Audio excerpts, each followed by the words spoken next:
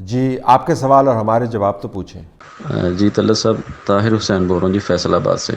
ابھی تک تو اسٹیبلشمنٹ کی مرضی کے بغیر حکومت کوئی نہیں بن سکتی لگ رہا ہے. تو اگر ایسا ہی ہے تو اسٹیبلشمنٹ کی نواز شریف سے تو صلح نہیں ابھی ہوئی نہ ہوتی نظر آتی ہے. تو کیا یہی سیٹ اپ دوبارہ آپس میں مکمکا کر کے کہ آپ ہمارے ساتھ کیا کریں گے، عمران اس سے کہے کہ آپ ہمارے ساتھ کیا کریں گے، رل مل کے کوئی اس طرح ہی کوئی مینجمنٹ کر لیں، تو یہ 5 سال مزید مسلط رہے گا ملک پہ؟ یا کوئی اسٹیبلشمنٹ کے کوئی اور آثار نظر آ رہے ہیں آپ کی نظر میں؟ دیکھیں جی، اگر پہلے 3 سال ایسے گزر گئے ہیں تو باقی 2 سال بھی گزر جائیں گے. اگر اگلے 5 سال بھی ایسے ہی گزروانے ہیں تو وہ بھی پھر گزروا لیں گے. لیکن کس کا فائدہ ہوگا؟ یہ ملک چل رہا ہے کیا؟ ابھی آپ حالات دیکھ لیں.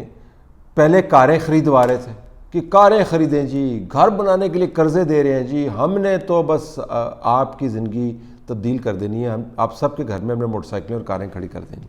اور اب آئی ایم ایف سے بات چیت چلی ہے تو انہوں نے پوچھا کہ بھائی صاحب یہ ہم نے آپ کو ٹارگٹس دیے ہوئے تھے، ان ٹارگٹس کا آپ نے بیڑا غرق کر کے رکھ دیا ہے، یہ آپ ہمارے ساتھ پروگرام لینا چاہتے ہیں یا اس کو ڈسٹ بن میں ڈالنا چاہتے ہیں؟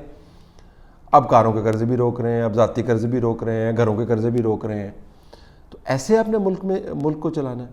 کہتے ہیں کہ سارا کچھ ہم نے ٹھیک کر دیا ہے، کرکٹ کا اتنا بڑا دھچکا لگا ہے، ریپوٹیشن اتنی بری طریقے سے ڈیمیج ہوئی ہے، تو ایسے ملک چلانا ہے؟ اگر ایسے ہی چلانا ہے تو 5 سال اور بالکل دے دیں. لیکن اگر کسی کو ملک کو سنبھالنے اور چلانے، یہ نواز شریف، زرداری، بلاول بھٹو وغیرہ کا ایشو نہیں ہے، عمران خان کا بھی ایشو نہیں ہے. آپ نے پاکستان کو صحیح کرنا ہے یا نہیں کرنا؟ یہ سنجیدگی سے تمام لوگ جو ان فیصلوں کو کرتے ہیں اور اثر انداز ہوتے ہیں، کس دن شیشے کے سامنے کھڑے ہو کے اپنے آپ سے سوال کر لیں خلوت میں کہ پاکستان کو ٹھیک کرنا ہے یا نہیں کرنا، اور کرنے کا کیا یہ طریقہ ہے. اگر دونوں کے جواب ان کو ملتے ہیں اس بات میں کہ جی بالکل ٹھیک چل رہا ہے اور ایسے ہی ٹھیک کرنا ہے، تو پھر اگلے 5 سال مل جائیں گے. لیکن کسی نے اگر ذرا سا بھی حقیقت پسندی کا کوئی تھوڑی سی رمق ہے کسی میں، تو اس کے جواب مثبت نہیں ہوں گے. ان وچ کیس پھر اگلے 5 سال کے فیصلے مختلف ہوں گے. طلعت صاحب، ابھی آپ کا ویلاگ دیکھا جو آپ نے شہریار آفریدی کی بچگانہ ویڈیو پہ کیا ہے.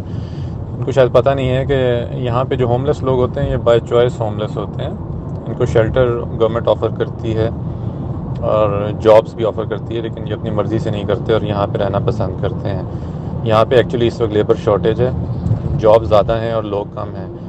اور جہاں تک آپ نے رول آف لاء کی بات کی، بالکل ٹھیک ہے، یہاں پہ بالکل انصاف ملتا ہے. یہاں پہ جو کیپٹل ہل پہ رائٹ ہوئے ہیں، ایک ایک کو پکڑ کے آئیڈینٹیفائی کر کے وہ سزا دے رہے ہیں. اور ہمارے ملک میں جس نے پی ٹی وی اور پارلیمنٹ پہ حملہ کیا تھا، اس کی ریکارڈنگ آنے کے باوجود ہم نے ایک کو پریزیڈنٹ بنا دیا اور ایک کو پرائم منسٹر بنا دیا. بس یہ فرق ہے. Thank you. جی بالکل آپ نے ٹھیک کہا. دیکھیں جو کیپٹلزم ہے اس کے اندر ایک انہیرنٹ پرابلم ہے. وہ جو معاشرے میں تقسیم ہے، اس تقسیم کا اس کے پاس کوئی جواب نہیں ہے.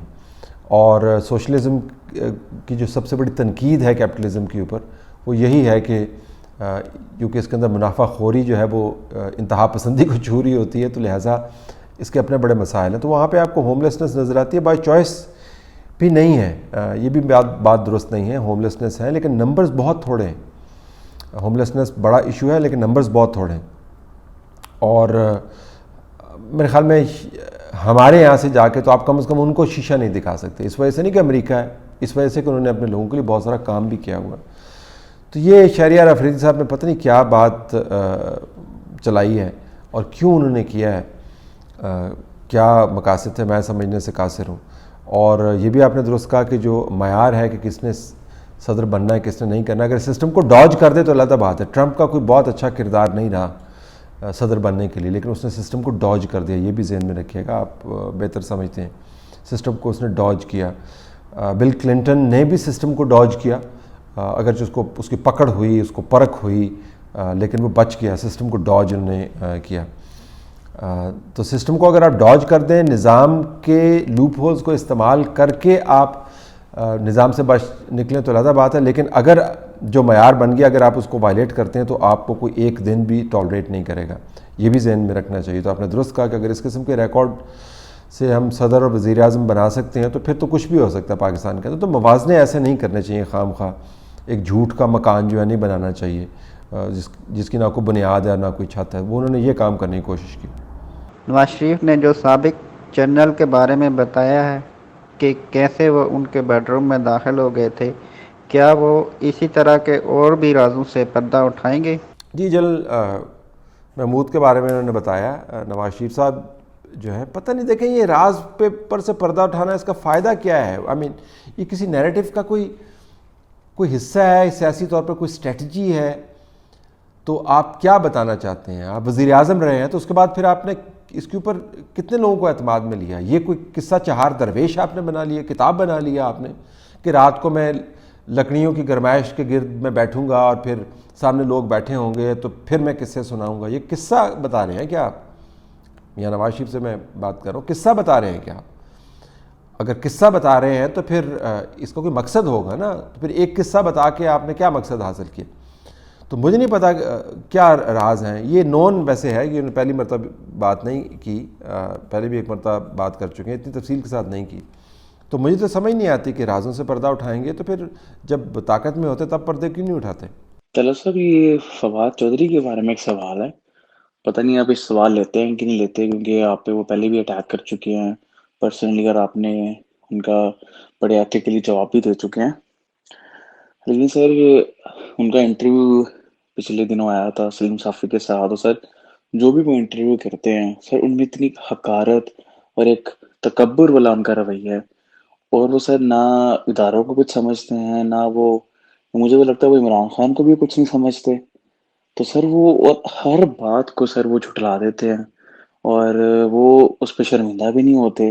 ویسے تو سارے منسٹر اس طرح, لیکن سر فواد چودھری کے پاس کون سی گیدر سنگی ہے کہ وہ کچھ بھی کریں, کچھ بھی وہ کریں. انہوں نے قاضی فیضیسا کے خلاف ٹویٹس کی, وہ چیف الیکشن کمشنر کو دھمکیاں لگا دیتے ہیں, وہ چچوں کو دھمکیاں لگا رہے ہیں.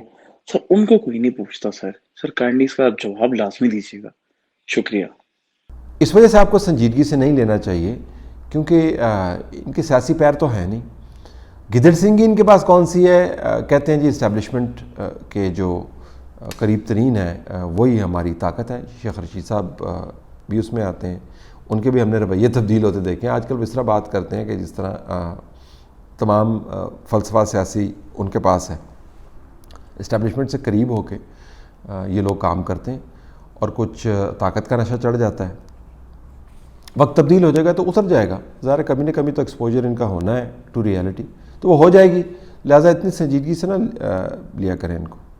السلام علیکم. طلعت سے میرا تعلق کراچی مہاجر کمیونٹی سے ہے. میرا سوال آپ سے یہ ہے کہ یہ لوگ پی ٹی آئی جو افغان مہاجرین کو اتنی بڑی تعداد میں پاکستان آنے کی اجازت دے رہے ہیں, تو یہ لوگ ان کو کہاں رکھیں گے اور ان کو امپلائمنٹ کہاں سے دیں گے؟ وہ لوگ گزارا کیسے کریں گے اور امپلائمنٹ کیسے دیں گے؟ ہمارے اپنے لوگوں کے لیے کچھ نہیں ہے امپلائمنٹس وغیرہ.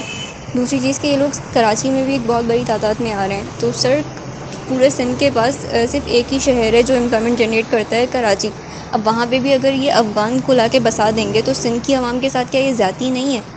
سندھ اور مہاجر اور سندھی جب حقوق مانگتے ہیں تو انہیں آپس میں لڑوا دیا جاتا ہے. ایک طرف سے این کیم کو کھڑا کر دیتے ہیں کہ وہ مہاجر صوبے کی بات کرے, دوسری طرف سے وہ پیپلز پارٹی کو کھڑا کر دیتے ہیں, اور سب عوام کو بھی پتہ ہے کہ یہ سارا ڈرامہ ہوتا ہے, بس لوگ بھی بیوقوف ہیں جو بیوقوف بن جاتے ہیں. تو یہ کب تک چلے گا سر؟ دیکھیں